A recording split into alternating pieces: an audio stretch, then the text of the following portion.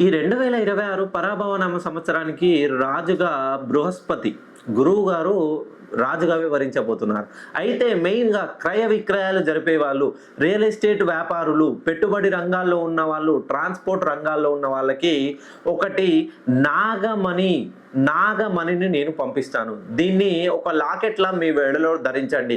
ఎల్లప్పుడూ మిమ్మల్ని సదా శివుడి మెడలో రుద్రాక్షకి ఎంత పవర్ ఉంటుందో, ఈ నాగమణికి అంతే పవర్ ఉంటుంది. మీరు అనుకోవచ్చు ఈ సంవత్సరమే ఎందుకు దీన్ని వేసుకోవాలి అంటే 21 సంవత్సరాల నిరీక్షణ తర్వాత 21 మంది సిద్ధాంతులు ఏకసంతాగ్రాహిగా ఉండి ఈ నాగమణిని బృహస్పతి గురువు రాజుగా ఉన్న సంవత్సరం నుండి దీన్ని చలనాలోకి తెచ్చారు. మీరు నూతన క్రయ విక్రయాలు జరపాలనుకున్న ట్రాన్స్పోర్ట్ రంగంలో, రియల్ ఎస్టేట్ రంగంలో, పెట్టుబడి రంగంలో మీ ఆఫీస్‌లో ఒక్కసారి ఈ నాగమణిని పెట్టి చూడండి.